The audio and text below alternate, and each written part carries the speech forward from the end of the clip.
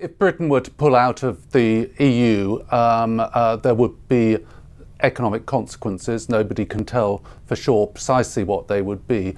But I suspect they're much exaggerated, particularly by big business, which is constantly warning about the dangers of sleepwalking into an exit. I mean, big business has a vested interest in big markets. They don't like small countries. They tend to like lots of rules and regulations, actually, because these are a significant barrier to entry and buttress their own market positions.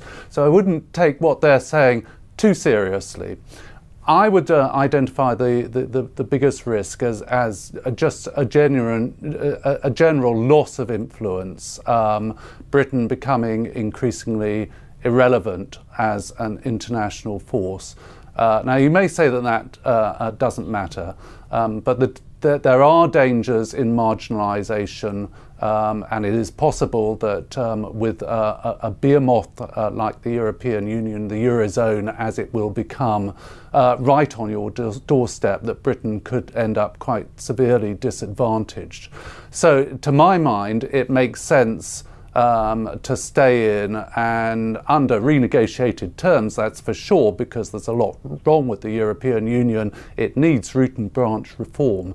But a liberal voice like Britain, a free trade voice like Britain, we are the people to try and push through such reforms and get other countries on side in that process. Cameron's political position in all this is really very, very difficult. I mean, obviously, he doesn't want to be seen as the Prime Minister who took Britain out of Europe, and then everything goes horribly wrong, and at some stage down the line, Britain has to rejoin the European Union under its terms rather than ours. That would be a disastrous legacy to have. So he's very worried about the political consequences of having an immediate referendum, given that the mood in Britain at the moment is so Europhobic. It's not entirely sure that certain that you could win a referendum at the moment for staying in.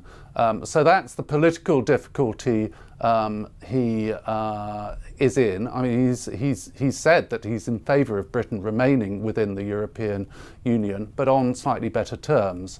That's a perfectly legitimate and rational point of view to hold. The problem is that many European countries are saying, oh, well, we're not prepared to negotiate a different position, that this is a slippery slope, it's the thin end of the wedge. If we start giving special favours to Britain, everybody will want their own individual negotiations to take place, and the whole thing will break up, so we're not prepared to yield. So it's a very difficult and awkward path he's treading.